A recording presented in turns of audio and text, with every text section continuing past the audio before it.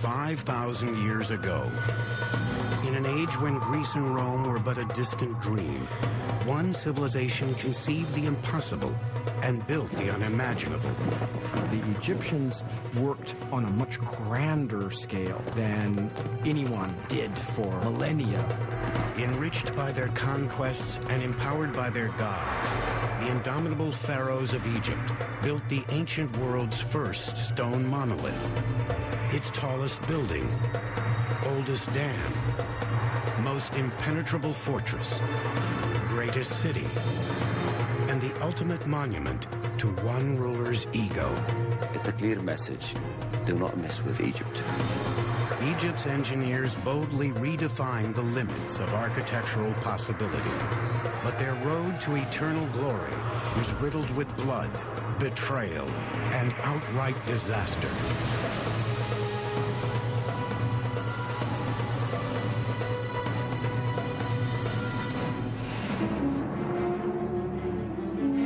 Early summer, 3000 BC.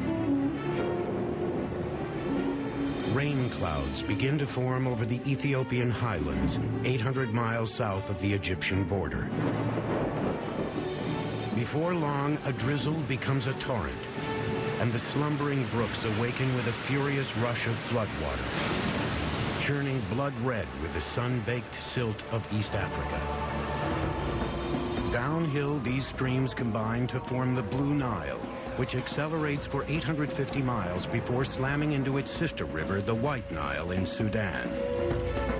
United, the two rush northward into Egypt as the Nile, a river at the center of a civilization on the rise.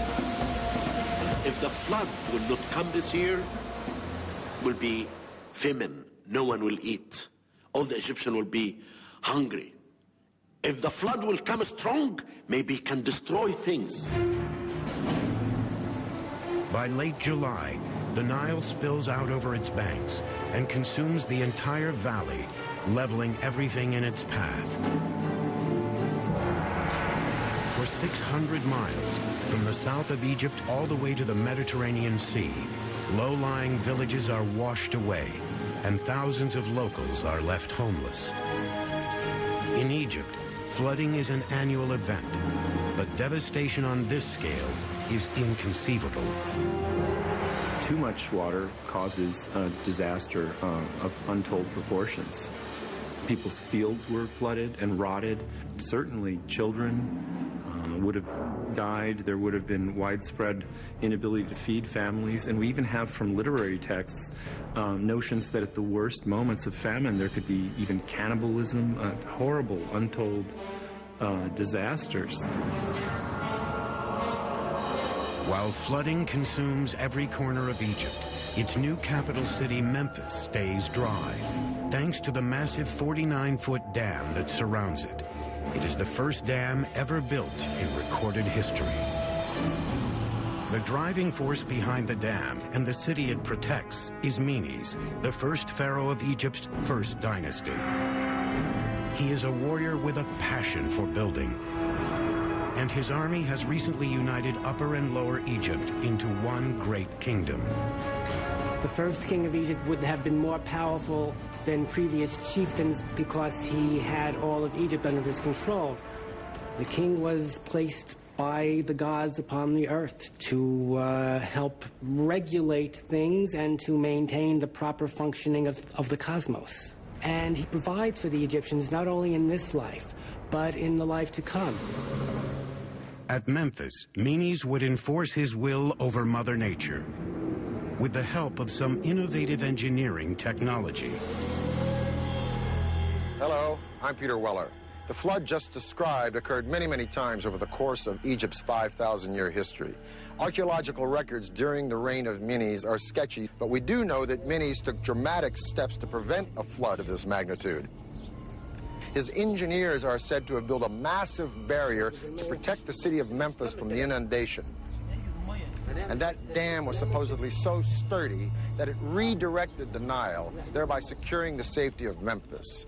Now, the idea that any civilization 5,000 years ago could accomplish this is absolutely astonishing. Today, the dam built by Menes is lost to history. But another ancient dam endures just east of Memphis. Known as Sad al-Khafra and dated to 2700 BC, this obscure ruin gives a glimpse into the dam building techniques of Egypt's early engineers. It consisted of two massive stone walls standing 35 feet tall, still 15 feet shorter than Menes Dam. Each wall was 80 feet thick at its base and 40 feet thick at the top.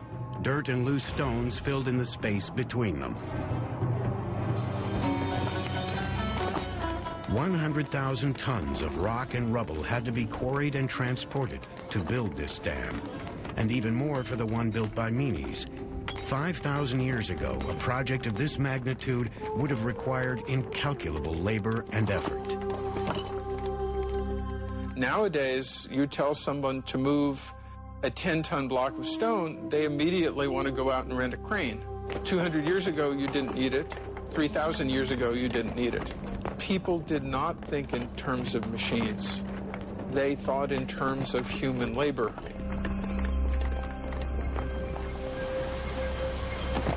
While Menes Dam endured for millennia, archaeological evidence suggests the Sad al-Khafra Dam was a monumental failure. Today, there is a 110-foot wide gap in its center, suggesting that it broke apart due to the pressure of the water it was built to retain. There may have been a flash flood at a crucial point in the construction of the dam, and the water swept through and completely ruined it. For the earliest Egyptian engineers, who were pioneering projects that had never been conceived before, structural disasters were a natural part of the learning curve.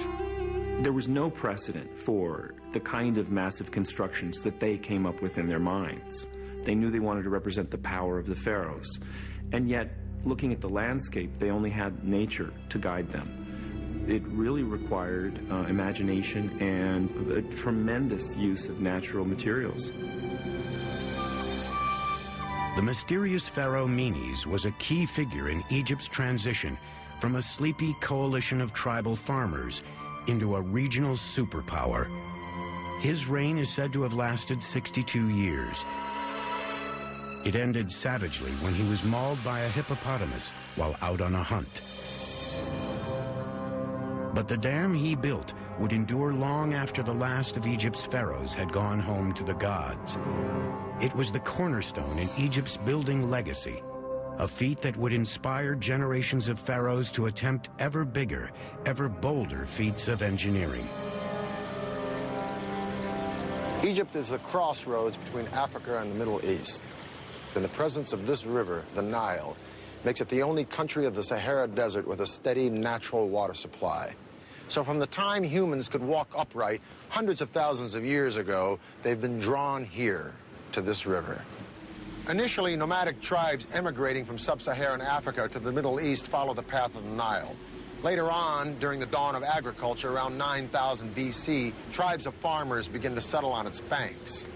When Menes finally united all of these people under one flag, so to speak, around 3000 BC, the Empire of Egypt was born.